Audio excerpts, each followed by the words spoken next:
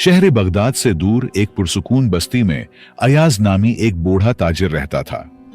उम्र के आखिरी हिस्से में पहुंचकर उसने अपना कारोबार छोड़ दिया और उसे अपने दोनों बेटों के हवाले कर दिया। अयाज का बड़ा बेटा हसन निहायत आला अखलाक का मालिक था। वो न सिर्फ ज़हीन था बल्कि अपने उम्दा किरदार की वजह से बस्ती में इज्जत की निगाह से देखा जाता था। हसन हमेशा कारोबार में खुद पर ज्यादा बोझ डालता और अपने छोटे भाई कामिल को ज्यादा जिम्मेदारियों से बचाता, लेकिन उसके साथ साथ वो कामिल को मुसलसल नसीहत भी करता कि तिजारत में ईमानदारी सबसे बड़ी दौलत है। वो उसे सिखाता कि सच्चाई और दियानतदारी के बगैर कारोबार में बरकत नहीं आती। कुछ अरसे बाद अयाज के दिल में एक नई सोच ने जन्म लिया। वो अक्सर बैठकर यह सोचता कि क्यों ना अपने दोनों बेटों की शादी करवा दूं। वो जवान हो चुके हैं और शादी के बाद अपने घर बसाएंगे तो जिंदगी मजीद संवर जाएगी। ये ख्याल उसे एक तरह की तसल्ली देता कि उनकी खुशियां अपनी आंखों से देखने का मौका मिलेगा। लेकिन अगर वो दुनिया से चला गया तो उसके बेसहारा बेटे किस तरह जिंदगी गुजारेंगे। हालांकि वो अब जवान और खुद मुख्तार थे, लेकिन फिर भी ये ख्याल हर बाप की तरह अयाज के जहन में भी गूंजने लगा। लिहाजा अयाज ने अपने बेटों की शादी तय कर दी और बगदाद के शहर में अपने एक रिश्तेदार के घर में उनका निकाह करवा दिया। शादी निहायत धूमधाम से हुई।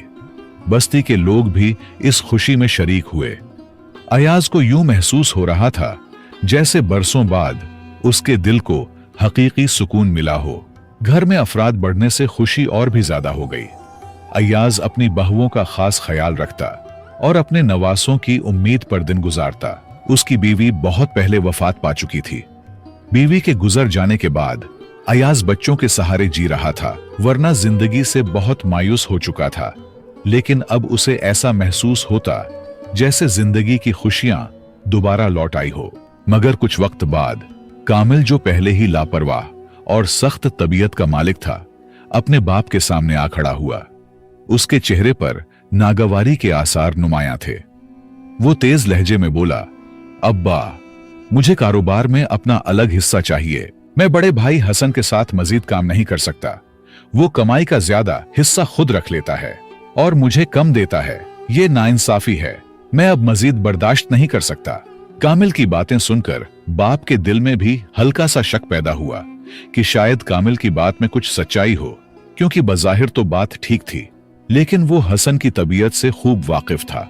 बचपन से लेकर आज तक हसन ने न कभी चोरी की थी और न ही झूठ बोला था।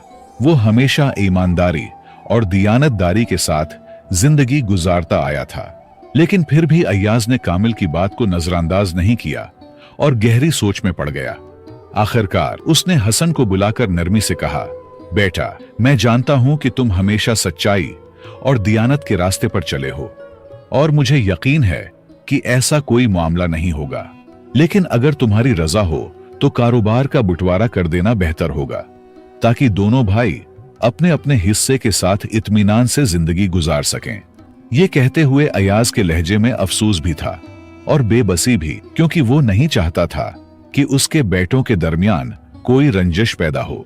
हसन, जो एक नेक दिल और समझदार इंसान था, यह सुनकर गमजदा हो गया। वो सोचने लगा कि अगर उसके वालिद के सामने ही कारोबार का बंटवारा हो गया तो इस सदमे से अब्बा शायद गम से मर ही जाएंगे। वो नहीं चाहता था कि उसके वालिद की जिंदगी के आखिरी दिन किसी परेशानी में गुजरें। दूसरी तरफ हसन जानता था कि कामिल को तिजारत के मामलात की कोई खास समझ नहीं थी। अगर उसे अलग कर दिया गया तो वो नासमझी में सारा सरमाया जाया भी कर सकता है। इसी सोच के पेश नजर हसन ने कारोबार तकसीम करने से इनकार कर दिया। ये सुनकर कामिल तेश में आ गया। उसने गुस्से से बाप की तरफ देखा और तेज लहजे में कहा, देख लिया अब्बा, मैं पहले ही कह रहा था कि ये बंदा ठग है। ये मुझे वरगुलाकर मेरे हिस्से के पैसे चोरी कर रहा है और मुझे कम देता है। लेकिन अब ऐसा नहीं होगा। मैं उसके साथ कारोबार नहीं करूंगा। अब जो होगा अलग होकर होगा। कामिल खुद भी लापरवाह और नासमझ लड़का था, लेकिन इसके सोच के पीछे उसकी बीवी भी मुलव्विस थी, जो कामिल की कम अक्ली का पूरा फायदा उठाना चाहती थी। लेकिन जब लड़का अक्ल से पैदल हो तो लड़की को कसूरवार ठहराना बेजा है। लिहाजा पहले तो हसन ने नरमी से कामिल को समझाने की कोशिश की। वो धीमे लहजे में बोला, देखो भाई, ऐसा कोई मामला नहीं है। कारोबार के तमाम पैसों का हिसाब किताब लिखा हुआ है, हर रकम दर्ज है। अगर सब कुछ साफ तौर पर लिखा जा रहा है तो फिर मैं कैसे पैसे चोरी कर सकता हूं? लेकिन कामिल अपनी जिद पर डटा रहा और हसन की बातों पर यकीन करने के लिए तैयार न था। ये देखकर हसन ने मजीद वजाहत के लिए कहा, अगर तुम्हें मेरे अखलास पर शक है तो हमारे साथ जो 2 मजदूर काम कर रहे हैं, जाकर उनसे पूछ लो। अयाज ने गहरी सांस ली और कहा, नहीं, घर की बात बाहर ले जाने की कोई जरूरत नहीं। फिर उसने हसन की तरफ देखा और नर्म लहजे में बोला, बेटा, बस छोड़ो ये मामला, कारोबार का हिसाब कर लो। आधा हिस्सा तुम्हारा और आधा कामिल का। जब तक मैं जिंदा हूं, मुझे बस इतने पैसे दे दिया करना कि मेरा गुजारा हो जाए। बाकी कमाई से तुम दोनों अपनी जिंदगी संवारो। अयाज के ये अल्फाज हसन के दिल पर तीर की तरह लगे। उसे शदीद दुख हुआ कि जिस बाप ने उन्हें काबिल बनाया, जो हमेशा उनके लिए साया बने रहे, आज उन्हीं के सामने उनके माल को तकसीम कर दिया गया। ये एक ऐसा दर्द था जिसे सिर्फ एक बाप ही समझ सकता था, और ये महज कामिल की बेवकूफी की वजह से। मगर उसने जब्त किया। वो नहीं चाहता था कि मजीद कोई तलखी पैदा हो, लिहाजा उसने खामोशी से बाप की बात मान ली और सबके सामने कारोबार का बंटवारा कर दिया। अब दोनों भाई अपने अपने हिस्से के मालिक बने। दूर दराज इलाकों से कपड़ा और मसाले वगैरह लाकर बगदाद में फिरुख्त किए जाते थे। हसन जानता था कि कामिल की फितरत लापरवाही की है और वो कारोबार चलाने की सलाहियत नहीं रखता। उसे यकीन था कि कामिल पैसे डबू बैठेगा, मगर वो कर भी क्या सकता था। हालात के मुताबिक उसे यही सब सहना था।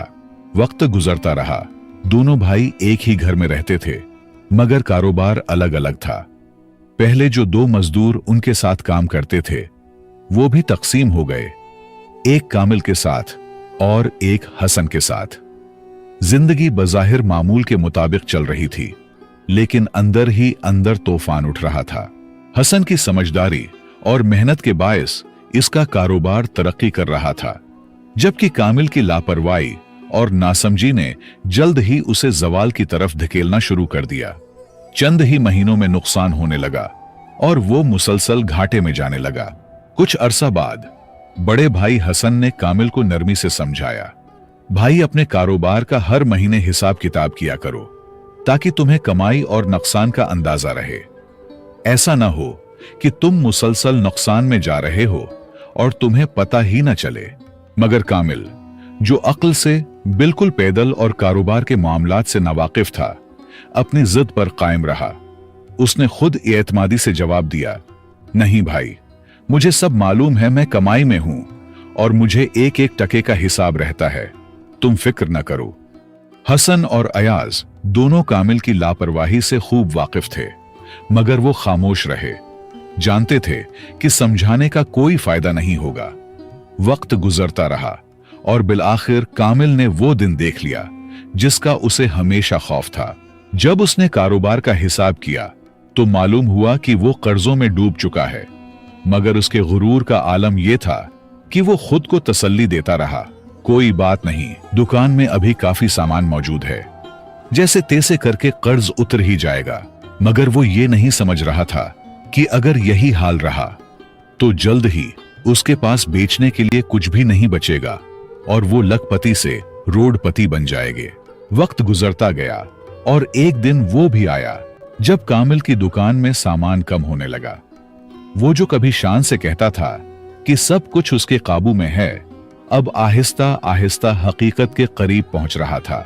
बाप और हसन दोनों कामिल की ये दिलेराना मगर हकीकत से खाली बातें सुनकर सोच में पड़ जाते कि शायद उसने कहीं और जगह पैसे लगा रखे हों, शायद वो कुछ और मंसूबा बना रहा हो, मगर सच तो जल्द ही खुलकर सामने आने वाला था। कुछ अरसा बाद आखिरकार कामिल कंगाल हो गया।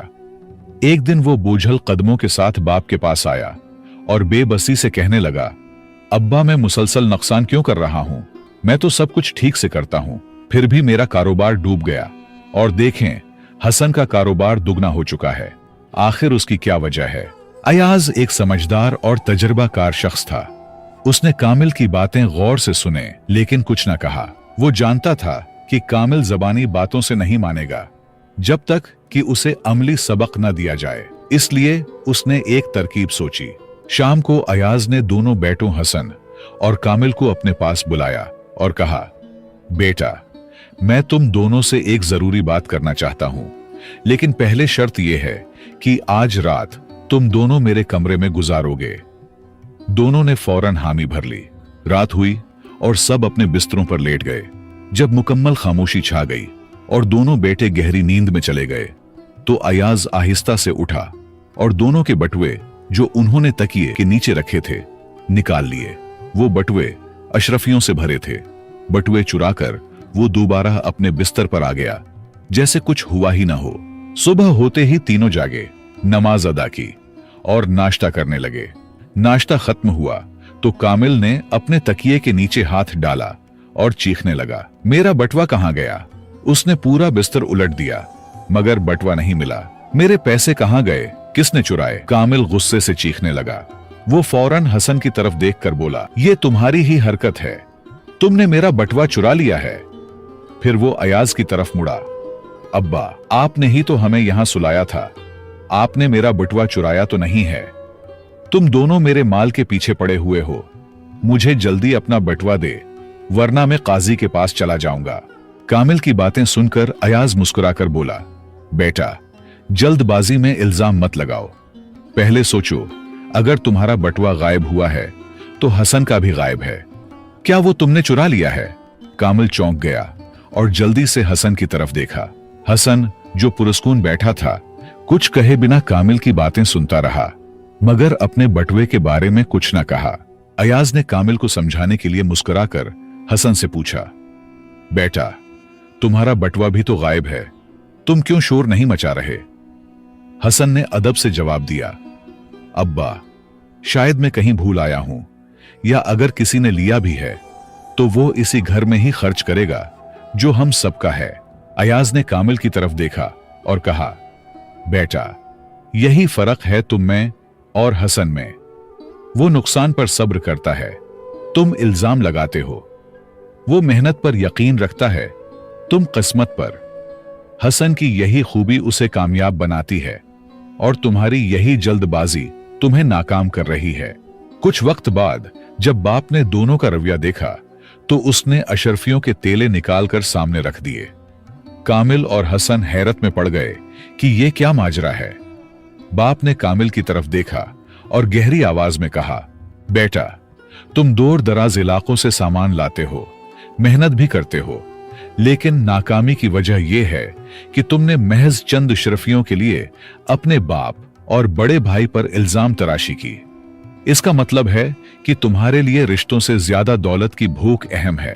तुम्हारी लालच और लापरवाही का नतीजा ही ये बंटवारा था। वरना अगर तुम्हारे दिल में सच्चाई और भाईचारा होता तो आज तुम अपने भाई के साथ मिलकर कारोबार को बहुत आगे ले जा चुके होते। मैंने सिर्फ तुमसे पैसे नहीं लिए थे, बल्कि हसन के तेले में तुमसे कई ज्यादा अशरफियां थीं, मगर वो खामोश रहा। उसे मालूम था कि ये पैसे या तो मैंने रखे हैं या उसके अपने भाई ने। उसके नजदीक इस बात से कोई फर्क नहीं पड़ता था कि दौलत मेरे पास हो या उसके पास, क्योंकि आखिर में ये सब इसी घर के लिए था। बाप के खामोश होते ही हसन ने धीमे लहजे में कहा, कामिल भाई, अगर आज तक तुम कारोबार में टिके हुए हो तो कभी सोचा है क्यों? अपने किसी मजदूर से पूछो कि तुम अब तक कैसे संभले हुए हो, वरना तुमने तो कब का अपने हिस्से का घर भी कारोबार में बेच दिया होता। कामिल ने बात को जानने के लिए जल्दी मजदूर को बुलाया और कहा, यह क्या कह रहा है? मजदूर ने कहा, मालिक, हसन भाई बिल्कुल सच कह रहे हैं। जब भी मैं सुबह दुकान खोलता तो हसन भाई आकर आपके सारा हिसाब देखते। जो नुकसान होता वो खामोशी से अपनी जेब से पैसे निकालकर मुझे देते और कुछ इजाफी पैसे देते और कहते, ये पैसों में शामिल कर दो और जो इजाफी अशरफियां दी है उसे अपने पास महफूज रखो। कामिल को मत बताओ ताकि वो कारोबार सीखे। नुकसान तो होता रहेगा, लेकिन चलो वो कुछ तो सीख लेगा। जितना कर्ज आप पर चढ़ा हुआ है उससे कहीं ज्यादा रकम हसन भाई ने मुझे थोड़ा थोड़ा करके दी है। मैंने ये पैसे अपनी अमानत समझकर रखे हैं। अगर आप चाहें तो मैं अभी के अभी आपको लुटा देता हूं। कामिल की आंखें आंसुओं से भर गईं और वो चीख चीख कर रोते हुए बाप और भाई के गले लग गया। उसे एहसास हुआ कि अगर ये दोनों ना होते तो वो आज कहीं का न रहता। निदामत से लबरेज लहजे में उसने हसन से कहा, भाई मैं आपके साथ काम करूंगा, जो आप कहेंगे वही करूंगा। मैं वाकई नासमझ था, मुझे आप और अब्बा जान पर भरोसा करना चाहिए था। हसन ने मुस्कुराते हुए उसे गले लगा लिया और यूं दोनों भाई एक होकर कारोबार में जुट गए, जबकि बाप की खुशी का कोई ठिकाना न था। तो दोस्तों, हमारी जिंदगी में बाप और भाई का बहुत बड़ा किरदार होता है। ये रिश्ते बेमिसाल होते हैं, मगर अफसोस कि आजकल कुछ लोग चंद पैसों के लिए इन कीमती रिश्तों को तोड़ देते हैं, जिसका अंजाम बाद में बहुत भारी पड़ता है। याद रखें, किसी भी काम में, चाहे वो अपना हो या किसी और का, ईमानदारी, खुश अखलाकी और नेक नीति को कभी नहीं छोड़ना चाहिए, क्योंकि कामयाबी सिर्फ मेहनत से नहीं बल्कि अल्लाह की रजा, ईमानदारी, माँ बाप की दुआओं और गरीबों की मदद से मिलती है। अगर सिर्फ मेहनत ही सब कुछ होती तो मजदूर सबसे अमीर होता। मुझे उम्मीद है कि आपने इस कहानी से बहुत कुछ सीखा होगा।